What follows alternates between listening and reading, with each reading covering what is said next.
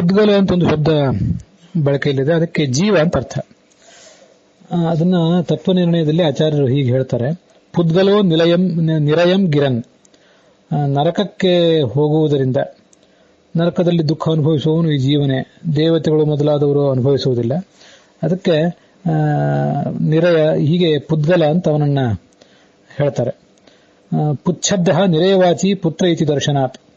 ಪುತ್ ಶಬ್ದ ನರಕವನ್ನು ಹೇಳ್ತದೆ, ಯಾಕಂದ್ರೆ ಪುತ್ರ ಅನ್ನುವಲ್ಲಿ ಅದು ಕಂಡಿದೆ.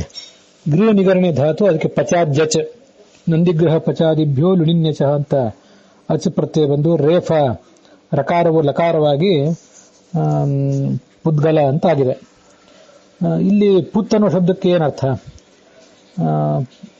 ಅನ್ನೋದನ್ನು ಕೂಡ ಇಲ್ಲಿ ವಿಚಾರ ಮಾಡಬೇಕು. ಮತ್ತೆ ಪುದ್ಗಲ ಶಬ್ದವೋ ಪುದ್ಗಿಲ ಶಬ್ದವೋ ಅಂತ ಅನ್ನೋದನ್ನು ಕೂಡ ವಿಚಾರ ಮಾಡಬೇಕು. ತತ್ವನಿರ್ಣಯದ ಟೀಕೆಯ ರಾಘವೇಂದ್ರ ಸ್ವಾಮಿಗಳ ಟಿಪ್ಪಣಿಯಲ್ಲಿ ನಂದಿಗ್ರಹ ಪಚಾದಿಭ್ಯೋ ಲುಣಿನ್ಯಚಃ ಇತಿ ಪಚಾದೇಹ ಆಕೃತಿಗಣತ್ವಾತ್ ತೇನ ಅಚ್ಪ್ರತ್ಯಯ ಗಲ ಅಚ್ ಅಂತ ಹೀಗಾದ್ಮೇಲೆ ಗೃಹ ನಿಗರಣೆ ಧಾತು, ಅದಕ್ಕೆ ಅಚ್ ಪ್ರತ್ಯಯ ಬಂದ್ಮೇಲೆ ಗೃಹ ಅನ್ನುವಲ್ಲಿ ಋಕ್ಕೆ ಇರ್ ಅಂತ ಆದೇಶ ಬಂದು ರೇಫ ಲಕಾರವಾಗಿ ಗಿಲ ಅಂತ ಆಗ್ತದೆ. ಅದರಿಂದ ಪುದ್ಗಿಲ ಅನ್ನುವ ಶಬ್ದವನ್ನ ರಾಘವೇಂದ್ರ ಸ್ವಾಮಿಗಳು ಬರೆದಿದ್ದಾರೆ. ಉಳಿದೆಲ್ಲ ಅನೇಕ ಟಿಪ್ಪಣಿಕಾರರು ಇದನ್ನ ಪುದ್ಗಲ ಅಂತ ಬರೆದಿದ್ದಾರೆ, ಶ್ರೀನಿವಾಸ ತೀರ್ಥರು ಮೊದಲಾದವರು. ಪುತ್ ಶಬ್ದಕ್ಕೆ ಗೃಹ ನಿಗರಣೆ ಧಾತು, ಅದಕ್ಕೆ ಕರ್ತರ್ಥದಲ್ಲಿ ನಂದಿಗ್ರಹ ಪಚಾದಿಭ್ಯೋ ಲುಣಿನ್ಯಚಃ ಅಂತ ಅಚ್ ಪ್ರತ್ಯಯ ಬಂದು ಗೃಹ ಅಂತಾದ್ಮೇಲೆ ಸಾರ್ವಧಾತುಕ ಆಧಾಧಾತುಕಯೋಹ ಇತ್ಯಾದಿ ಕ್ರಮದಿಂದ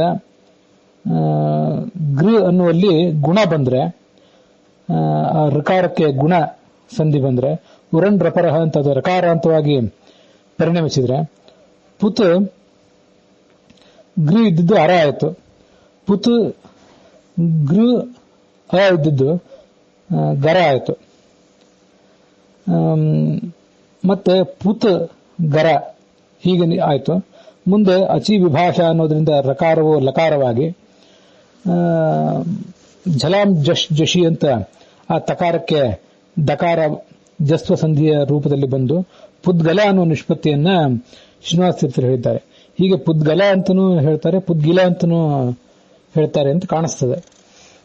ಟೀಕಾದಲ್ಲಿ ಮಾತ್ರ ಪುದ್ಗಿಲ ಅಂತಾನೆ ಕಾಣಿಸ್ತದೆ. ತತ್ವನಿರ್ಣಯದಲ್ಲೂ ಕೂಡ, ಅಂದ್ರೆ ಮೂಲದಲ್ಲೂ ಕೂಡ ಉಪನಿಷತ್ತು ಪರಮೋಪನಿಷತ್ತನ್ನೇನು ಉಲ್ಲೇಖಿಸ್ತಾರೆ ಅಲ್ಲಿ ಪುದ್ಗಲ ಅಂತಾನೆ ಶಬ್ದ ಕಾಣಿಸ್ತದೆ. ಜೈನ ಸಿದ್ಧಾಂತದಲ್ಲಿ ಕೂಡ ಈ ಪುದ್ಗಲ ಅಂತ ಅನ್ನೋದನ್ನು ಜೀವ ಅನ್ನೋ ಅರ್ಥದಲ್ಲಿ ಬಳಕೆ ಮಾಡಿದ್ದು ನನಗೆ ನೆನಪಿದೆ. ಹೀಗೆ ಅದು ಪುದ್ಗಿಲ ಶಬ್ದವೋ ಪುದ್ಗಲ ಶಬ್ದವೋ ಅಂತ ಅನ್ನೋದನ್ನ ಇನ್ನೂ ಸ್ವಲ್ಪ ಹೆಚ್ಚು ವಿಮರ್ಶೆ ಮಾಡಬೇಕಾಗಿದೆ. ಇಬ್ರು ಟಿಪ್ಪಣಿಕಾರರು ತಮ್ಮ ತಮ್ಮದೇ ಆದಂತಹ ಸಮರ್ಥನೆಗಳನ್ನ ಅಲ್ಲೇನೋ ತೋರಿಸಿದ್ದಾರೆ. ಆದರೆ ವಾಸ್ತವಿಕ ಶಬ್ದ ಯಾವುದು, ಪುದ್ಗಲ ಅನ್ನೋದು ಅಥವಾ ಪುದ್ಗಿಲ ಅಂತ ಅನ್ನೋದನ್ನೋ ಅಂತ ಹೀಗೆ ನಾವು ಮತ್ತಷ್ಟು ವಿಮರ್ಶೆ ಮಾಡಿ ನೋಡಬೇಕಾಗಿದೆ. ಕೋಶಗಳಲ್ಲಿ ಪುದ್ಗಲ ಅಂತೆ ಕಾಣಿಸ್ತದೆ. ಪುದ್ಗಿಲ ಅಂತ ರಾಘವೇಂದ್ರ ಸ್ವಾಮಿಗಳು ಏನು ಹೇಳ್ತಾರೆ ಅದು ಕೋಶಗಳಲ್ಲಿ, ಬೇರೆ ಕೋಶಗಳಲ್ಲಿ ಆ್ಯಪ್ಗಳಲ್ಲಿ ಎಲ್ಲ ಕಾಣಿಸೋದಿಲ್ಲ, ವಾಚಸ್ಪತ್ಯ ಮೊದಲಾದ ಕಡೆಗಳಲ್ಲಿ.